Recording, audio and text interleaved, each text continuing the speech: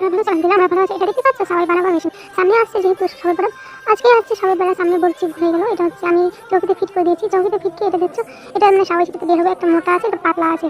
এটা হচ্ছে আটাকে অনেক শক্ত করে শান্ত হবে, তারপরে মোটা মোটা করে দিতে হবে এই মুখটাকে, ঠিক আছে?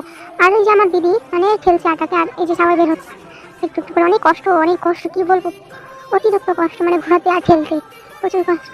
আর ঠেলতে অনেক, যত ঠেলবে অতই হবে বের হবে, আর ঘোরাতে যত পারবে অত বের হবে। আর ছোটো ছোটো বের হচ্ছেন। আর এটা আটা ভরতে আছে শক্ত করে আটা ভরতে হবে, নাহলে হবে না, কিন্তু শক্ত করতেই হবে আটা। আর চ্যানেলটাকে অবশ্যই সাবস্ক্রাইব লাইক ফলো করতে ভুলো না কিন্তু, কারণ আপনাদের সাবস্ক্রাইব অত লাইকের জন্য আমি এতটা কষ্ট করে ভিডিও করছি।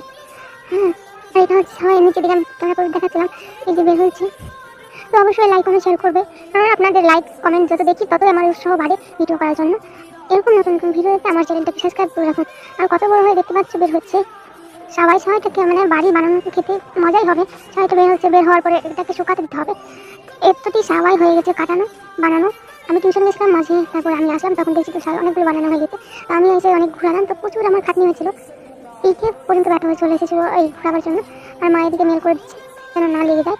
এখানে আটাতে দেখতে পাচ্ছ ফুসাতে হবে। তারপর এখানে রোদে মেল দিয়ে দিয়েছি, মানে শুকাতে দিয়েছে, অনেকগুলো শুকানো হয়েও গেছে। রোদে দেখতে পাচ্ছ অনেক পাতলা, অনেক প্রচুর পাতলা হয়েছে সময়টা। দোকানে যেও প্রচুর পাতলা, আর শুকানো হয়ে গেছে দেখতে পাচ্ছ। শুকানোর পরে দেখতে পাচ্ছ অনেক মা দেখাচ্ছে, অনেক শুকানোর পরেই পাতলা। লাইক কমেন্ট শেয়ার করতে ভুলো না, নতুন ভিডিওর জন্য অপেক্ষা করো।